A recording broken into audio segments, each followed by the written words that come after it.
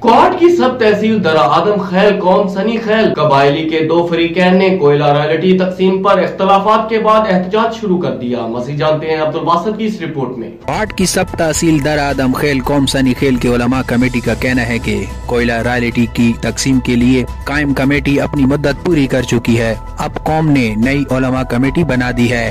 آئین کے مطابق اب انتظام اور اختیار ان کے حوالے کر کے سابقہ دور کا حساب کتاب بھی کلیئر کیا جائے۔ قوم نے ہم پر اعتماد کیا علماء کرام کونسل پر کہ یہ کام آپ چلائے۔ باقی باتوں میں نہیں جا رہا ہوں کہ قوم کے کیا بات ہے کہ، لیکن آخری بات ہے کہ علماء کرام پر اعتماد کیا ہے۔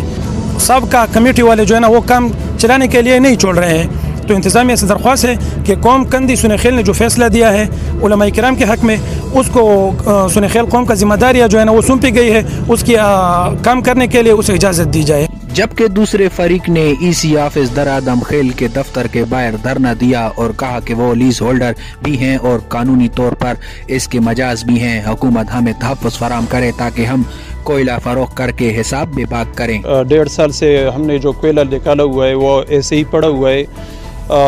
جن لوگوں نے ابھی احتجاجی کیمپ لگایا، انہی لوگوں نے یہ 1.5 سال جو ہے بار بار سٹے لے کے اس میں رکاوٹ ڈالی ہے۔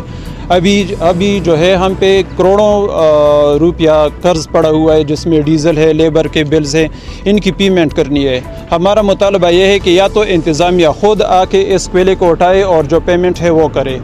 دوسری بات یہ ہے کہ اگر انتظامیہ اس میں وہ ہے تو ہمیں اجازت دے اور ہمیں سیکیورٹی فراہم کی جائے کہ ہم اس کوئلے کو اٹھائے بالکل قانون کے عین مطابق، کیونکہ ہم لیز ہولڈر بھی ہیں اور قانونی بھی ہیں۔ اسی مسئلے پر ماضی میں بھی خون ریزی ہو چکی ہے۔ وقت کا تقاضا ہے کہ اس کشالے کو تدبر اور حکمت کے ساتھ پہلی فرصت میں حل کیا جائے۔ عبدالباسط، راز نیوز، کوہاٹ۔